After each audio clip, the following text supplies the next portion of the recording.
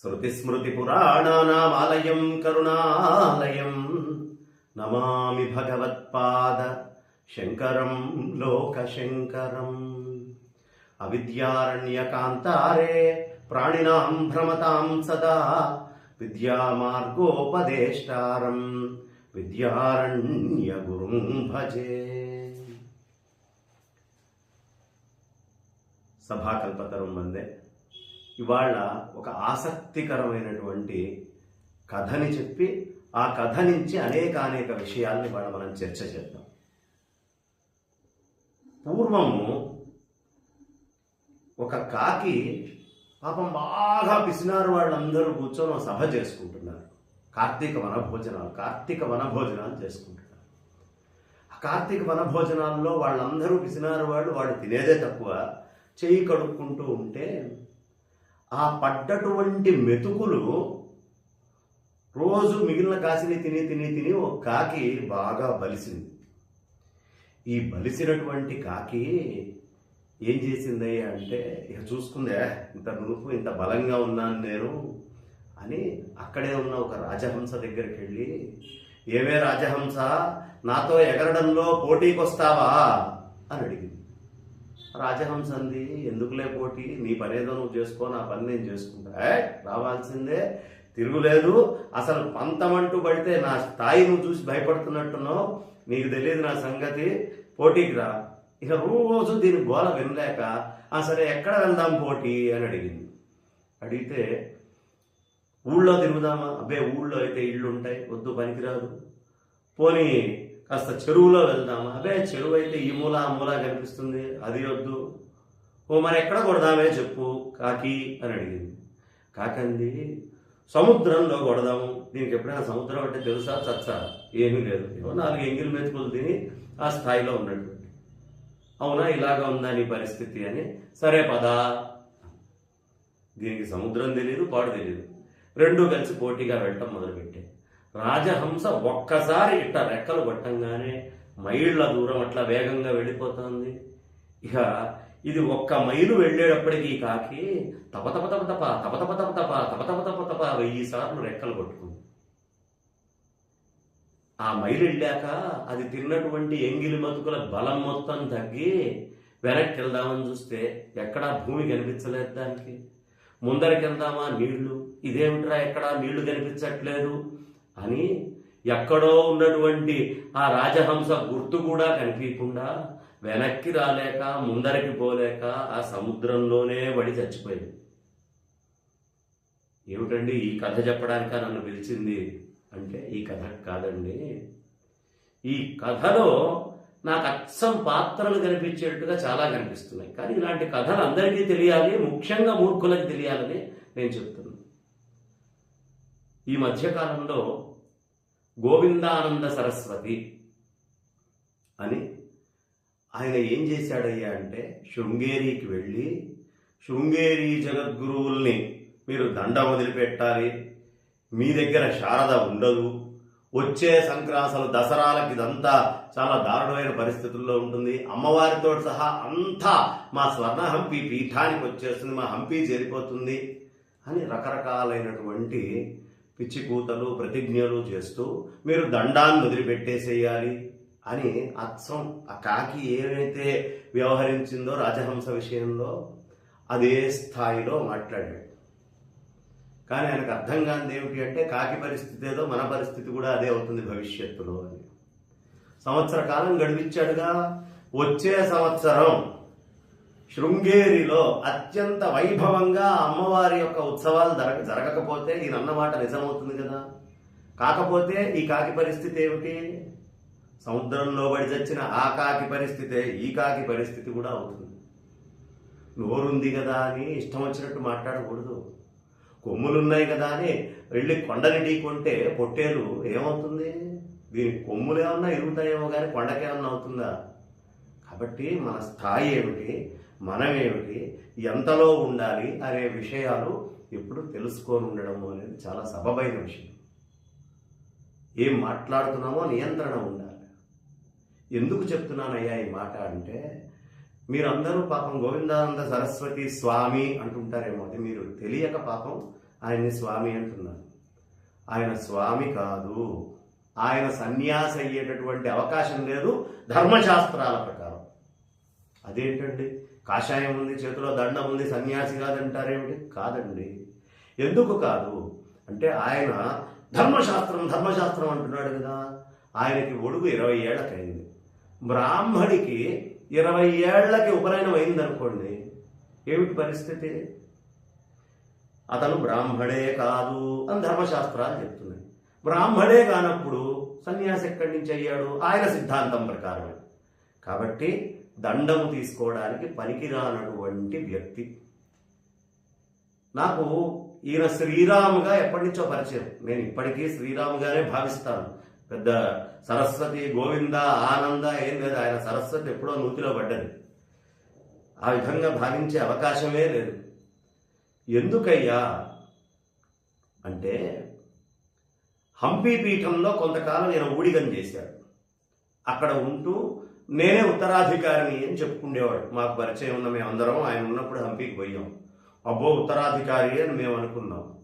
కానీ ఒకరోజు స్వామివారి యొక్క లెటర్ హెడ్ తీసుకొని దాని మీద దొంగ సంతకాలు ఆయన పెట్టి వేరే వాళ్ళతోటి పెట్టించి అక్కడే ఉండే ఎండోమెంట్స్ ఆఫీసర్ మీద తేడా అయినటువంటి ప్రవర్తన చేస్తే మెడబెట్టి బయటికి నెట్టారు.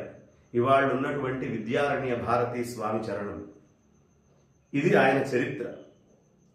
అంటే ఫ్రాడ్ చేయటము అనేది, తప్పుడు వ్యవహారాలు చేయటము అనేది ఆయనకి ఇవాళ కొత్తగా వచ్చినటువంటిది కాదు, లోపల నుంచి ఉంది అది. తర్వాత ఏం చేశాడండి? శృంగేరి వెళ్ళాడు. వెళ్ళిన వాడు శృంగేరిలో ఏమన్నా సక్రమంగా నాయన 4 శాస్త్రం ముక్కలు నేర్చుకో, కాస్త ఏదో అది ఇది తిను అని ఆ కాకి ఎంగిలి మెతుకులు తిన్నది చూడండి. అట్లా ఏదో అక్కడ ఉన్న దాంట్లో 4-2 ముక్కలు అక్కడి నుంచి నేర్చుకున్నాడు. ఏ శాస్త్రసభలో కూర్చుండేటువంటి స్థాయి కాదు, శాస్త్రసభలో చర్చ చేసేటటువంటి శక్తి లేదు. ఆ 4 ఎంగిలి మెతుకుల అక్కడే తిని ఎక్కడ తిన్నాదో అక్కడే ఉండేటటువంటి జగద్గురువుల్ని ఆక్షేపణ చేసే స్థాయికి వచ్చింది ఈ కాకి. ఎందుకు చెప్తున్నానయ్యా అంటే కాకికి చూడటానికి 2 కళ్ళు ఉన్నట్టు ఉంటాయి, కానీ ఒకటే గుడ్డు ఉంటుంది. ఇటుపక్క గుడ్డు పడితే అటుపక్క కనిపించదు, అటుపక్క గుడ్డు పడితే ఇటుపక్క కనిపించదు. పాపం ఇక్కడ అయిపోయాక ఏమైనా సన్యాసం ఇస్తారేమో అని అనుకుంటే ఇక్కడ ఏమీ రాకపోయేటప్పటికీ ద్వారకాస్వామి వారి దగ్గరికి, స్వరూపానంద సరస్వతి మహాస్వామి చరణుల దగ్గరికి వెళ్ళి ఆయన యొక్క శిష్యుల వద్ద దగ్గర నుంచి దండం తీసుకున్నాడు. ఆయన ఏది దండం తీసుకోవడానికి పనికిరాడు. ఎందుకు పనికిరాడయ్యా అంటే ఒకటి చెప్పాను 20 ఏళ్ళకైంది అని, రెండో విధంగా కూడా దండం పనికిరాడు. కారణం ఏమిటి అంటే శృంగేరి జగద్గురువుల్ని మీరు ఆయనకి దండం ఎలా ఇచ్చారు అని ప్రశ్న వేశాడు. దండం స్వామివారు ఇవ్వలేదు వైశ్యస్వామికి. ఇవ్వకపోయినా ఆయన విషయంలో ఆరోపణ చెప్పి నువ్వు దండాన్ని త్యాగం చేయాలి అన్నట్టు ఏకవచనం చేసి నిస్సిగ్గుగా నిర్లజ్జగా ఓ స్వామిని అనే విషయం కూడా మర్చిపోయి ఈ వివేకం అనేది సర్వనాశనమయ్యి ఒక సామాన్యుడు మాత్రము విజ్ఞత కూడా లేకుండా మాట్లాడిన వాడు ఏం చేశాడండి? వెళ్ళి అక్కడ సన్యాసం తీసుకున్నాడు కదా, అవిముక్తానందేశ్వర సరస్వతికి, అవిముక్తానంద సరస్వతికి మీరు సన్యాసం ఎట్లా ఇస్తారో అని ఆ రోజు ప్రశ్న చేయదా వాళ్ళ గురువుగారు బతికుండగా. తెలివిగలవాడైతే ఆ రోజే గురువుగారు మీరు కూడా దండం వదిలిపెట్టాలండి, అవిముక్తానందకి ఎట్లా ఇచ్చారని అడుగుండేవాడు కదా. గురువు గారికే దండం పనికిరాదు ఈయన లెక్క ప్రకారం అన్నప్పుడు ఈయన దండం అవుతుందా? ఈ విధంగా కూడా సన్యాసం అనేటటువంటిది లేదు. గురుధిక్కారం చేసినటువంటి జన్మ చాలా దారుణమైంది. దానికి శంకరాచార్యుల వారి చరిత్రే మనకి కనిపించేది. ఏమిటయ్యా అంటే కుమారుల భట్టు అనేటటువంటి ఆయన ధర్మ రక్షణ కోసం గురుధిక్కారం చేశాను ఊక పొట్టులో తగలబెట్టుకున్నాడు శరీరాన్ని. గురుధిక్కారం చేస్తే దానికి ఏమిటయ్యా అంటే ఊక పొట్టులో ఒకటేసారి కాల్చుకొని చచ్చిపోవడం కాదు, కొద్దిగా ఊక కాలుతుంటే శరీర త్యాగం చెయ్యాలి. అలాంటిది ఏ గురువు దగ్గర చదువుకున్నావో ఆ గురువునే ధిక్కరించినటువంటి నువ్వు, జగద్గురువులనే ధిక్కరించినటువంటి నువ్వు దేనికి అర్హుడివో నీకు నువ్వు తెలుసుకో. ఏదైనా మాట్లాడే ముందు ఒళ్ళు దగ్గర పెట్టుకొని సోయలో ఉంచుకొని నా స్థాయి ఏమిటి అని తెలుసుకొని మాట్లాడాలి. అది లేదు, ఫ్రాడ్. మనం ఇంతకు ముందే చూసాం. ఇటు పక్క చూస్తే అటు కనిపించదు, అటు చూస్తే ఇటు కనిపించదు. ఏం చేసావయ్యా? నీ గురువుని నువ్వు పనికిమాలిన వాడన్నావు. అవిముక్తానంద సరస్వతికి సన్యాసం ఇచ్చింది ఎవరు? స్వరూపానంద సరస్వతి స్వామి వారు. నీ లెక్క ప్రకారం ఆయన దండం పనికిరాదు. ఇప్పుడేం చేస్తావు? ఆయనే రాసిపెట్టి ఆయనే చెయ్యమని అంత్యక్రియల సమయంలో కూడా అక్కడ ఉన్నాడు, ఆయనతోటే అంట్లగాగుతూ తిరిగావు నువ్వు. ఆయనతో పాటు సహపంక్తిలో కూర్చొని తినలా. ఆ విధంగా కూడా నీకు దండం పనికిరాదుగా. ఒకవేళ నీ సూత్రమే సిద్ధం అది కరెక్ట్ నిత్యం సత్యమైతే నీ దాకా వస్తేనేమో ఏ ధర్మ సూక్ష్మాలు కనిపించవు. జగద్గురువులు అనేటటువంటి స్థాయి వచ్చేటప్పటికి మాత్రం మూతంతా అష్టవంకరలు తిరుగుతుంది. ఇష్టం వచ్చినట్టు మాట్లాడటానికి, నిర్లజ్జగా నిస్సిగ్గుగా మాట్లాడటానికి. ఏకవచనం కూడా నీకు ఎక్కువే. ఇంకా నేను దాటి మాట్లాడాలి, నా అభిమానం అడ్డొచ్చి దాటి మాట్లాడట్లా. ఏమనుకుంటున్నావు? నీ ఇష్టం వచ్చినట్టు ఏది పడితే అది మాట్లాడితే చెల్లుతుంది, పాపం వినేవాళ్ళందరూ ఎర్రిపప్పాలనే. ఒళ్ళు దగ్గర పెట్టుకొని మాట్లాడాలి పెద్దవాళ్ళ గురించి మాట్లాడేటప్పుడు. ఇంకా ఏమిటి?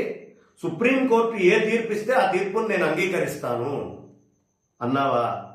సరే, బాగుంది, అది ఎవరైనా అంగీకరించాల్సిందే. మరి అప్పుడు జగద్గురువులు ధర్మ విషయంలో చేసే నిర్ణయంలో ఏ స్థాయిలో ఉండాలి నువ్వు? మహానుశాసనంలో ఏం చెప్పారు? మఠానుశాసనంలో అస్మత్పీఠే సమారూఢం పరిభురాడుక్తలక్షణ అహమే వేత్తి విజ్ఞేయ. నేనే ఆ పీఠం మీద ఉన్నది సహదేవ ఆ సూత్రాన్ని అనుసరించి అని చెప్పారా లేదా శంకరులు? ఇప్పుడు నువ్వెవరిని ధిక్కరించావు? ఆదిశంకరులనే ధిక్కరించావు. ఆ విధంగా కూడా నీకు దండం పట్టుకోవడానికి అర్హత లేదు. ఏ విధంగానూ పనికిమాలినటువంటి స్థితిని నీ అంతట నువ్వు కల్పించుకుంటూ ఒక్క సంవత్సరంలో గనక నువ్వు చెప్పినటువంటి ఆ స్వర్ణ హంపీలో శారదామ్మవారు వచ్చి కూర్చొని ఇక్కడ ఉత్సవాలు జరగకుండా ఉండేటటువంటి స్థితి లేకపోతే ఎక్కడ కనిపిస్తే అక్కడే దండం తీసుకొని ప్రజలందరూ దంతారు. నేను నువ్వే పట్టుకొని తిరుగుతున్నావు ఆ కర్ర, అది దండం అని కూడా అనను. ఆ కర్ర పట్టుకొని తిరుగుతున్నావు. ఆ కర్ర తీసుకొని తాట తీస్తారు తప్పుడు మాటలు మాట్లాడినందుకు. ఒళ్ళు దగ్గర పెట్టుకొని మాట్లాడాలి ఏదైనా మాట్లాడేటప్పుడు. సుప్రీంకోర్టులో నుంచి వచ్చేటువంటి తీర్పు అంగీకారము, వారు ఎవరి పేరు చెప్పినా మాకు అంగీకారమే అన్నటువంటి నీకు జగద్గురువుల అంగీకారము మాకు పరిపూర్ణ అంగీకార యోగ్యం అనేటటువంటి మాటను ఒప్పుకోవాలనే విజ్ఞత లేదా? ఎక్కడ పోతే అక్కడ ఏది వెళ్తే అది గొడవ గొడవ గొడవ గొడవ గొడవ. ఎంతసేపు ఉన్నా ఏదో ఒక గోల చేద్దామనే గాని అంతర్ముఖుణ్ణై ఆ ఆత్మతత్వ దర్శనం చేద్దామనే ఈషన్ మాత్రం విచక్షణ జ్ఞానంతో తీసుకుంటేగా దండం.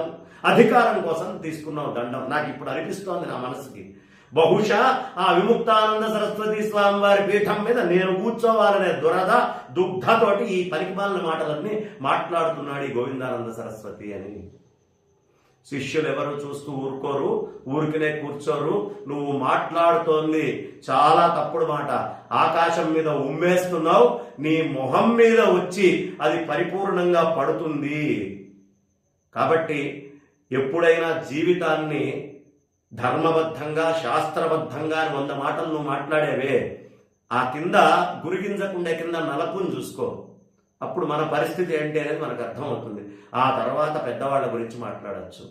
ఇప్పుడు నువ్వు స్వర్ణ హంపి పీఠం అని ఆ హంపి స్వామి వారు మెడబట్టి ఎళ్ళగొడితే తీసుకొచ్చుకొని పీఠం పెట్టుకున్నావు కదా, దీనికి సమాధానము నాకు అక్కడే పాపం తెనాలి రామకృష్ణుడని అక్కడే పుట్టింది ఈ కథ. ఇప్పుడు నేను చెప్పేటటువంటిది ప్రగడరాన్ నరసుడు అనేటటువంటి ఒక కవి వచ్చాడు. నేను పెద్దవాళ్ల వాటిల్లో అన్ని తప్పులు పట్టుకుంటాను, నేను చెప్పింది ఎవడు రాయలేడు అని చెబితే అరక్షణంలో అతన్ని ఓడగొట్టి అక్కడ ఒక అద్భుతమైనటువంటి పద్యం తెనాలి రామకృష్ణుడు చెప్తాడు. తెలియనివన్నీ తప్పులని దిట్టతనాన సభాంతరంబున పలుకగరాదురోరి పలుమారులు పిశాచపు పాడెగట్ట నీ పలికిన నోట దుమ్మువడ భావ్యమెరుంగవే పెద్దలైన వారల నిరసింతువా ప్రగడరాన్ నరస విరస తుస బుస అని అక్కడ తిట్టాడు పెద్దవాళ్ళని. భవిష్యత్తులో నిరసించే వాళ్ళు వస్తారు అని చెప్పి అక్కడ ఆయన చెప్పినటువంటి పద్యం బహుశా ఆ రోజు కూడా సరిపోయిందో లేదో సక్రమంగా సరిపోయేటటువంటి విధానం ఈ రోజు కనిపిస్తోంది వాళ్ళున్న సమాజంలో. ఇది అందరికీ అర్థం కావాలి. జగద్గురువుల గురించి వంకబెట్టే స్థాయి మీది కాదు, నీది కాదు, అయ్యే అవకాశము లేదు. ఏదో తెలుసో తెలియకో నువ్వు కాకపోయినా కాషాయం వేసుకున్నావు కాబట్టి కాస్త అంతర్లీనమై ఆ ఆత్మతత్వ దర్శనం చేసే పనిలో ఉండు. శంకరాచార్యులు వారు ఏనాడో చెప్పారు, జటిలో ముండీలుంచిత కేశ కాషాయాంబర బహుకృత వేష పశ్యన్నపి చ అపశ్యతి మూఢో ఉదర నిమిత్తో బహుకృత వేష. కడుపు నింపుకోవడానికి వేసే వేషంలాగా ఉంది. పశ్యన్నపి చ అపశ్యతి మూఢో. కాబట్టి భజగోవిందం భజగోవిందం అని రోజు అనుకుంటూ హృషికేశ హృషికేశ అని నారాయణ నారాయణ అని తలుచుకుంటే కనీసం ఏదో ఒకనాడు కొద్దో గొప్ప విజ్ఞానం రాకుండా ఉండదు. ఆ మూఢస్థితి నుంచి దాటి జగద్గురువుల్ని వంకబెట్టి వాళ్ళ మీద ఛాలెంజ్లు విసిరే ముందు ఇవాళ జనం నిన్ను ప్రశ్నిస్తున్నారు, ఎలా నువ్వు సన్యాసివో రుజువు చేసుకో. ముందు మన బతుకు మనం రుజువు చేసుకుంటే పక్క వాళ్ళని వంకబెట్టే అవకాశం ఉంటుంది. కాబట్టి మన బతుకేంటి అనేది తెలుసుకొని మిగతా విషయాలని మనం మాట్లాడదామని. ఇక్కడతోటి ఇది ఆగదు, ఇంకా ముందరికి వెళ్తుంది. ఈ ప్రతి ప్రశ్నకి ఇవాళ నేను చెప్పిన దాంట్లో సమాధానం ఉంది, అర్థం చేసుకోగలిగితే. లేకపోతే కనీసం ఇది తెలుసుకోనైనా సిగ్గు శరం తెచ్చుకొని ఆ సిగ్గు శరం తోటి బతుకుతావు అనే ఉద్దేశంతో నేను ఈ విషయాన్ని చెప్తున్నాను. సిగ్గు శరం రెండు వదిలిపెట్టి తిరగకుండా కాస్త వాటిని ఉంచుకొని ఏదో తీసుకున్నావు కాబట్టి ఆత్మతత్వ విచారణ చేసుకో. ఇది నేను నీకు ఇచ్చేటటువంటి సలహా అని చెప్తూ జగద్గురువుల యొక్క ఆ విషయంలో నేను వారి పదపద్మాలకి సాష్టాంగ ప్రణామాలు చేస్తూ భారతీ తీర్థస్వామి వారికి, విధుశేఖర భారతి మహాస్వామి చరణులకి చేస్తూ నా వాణికి నేను విరామాన్ని ఇస్తున్నాను. స్వస్తి.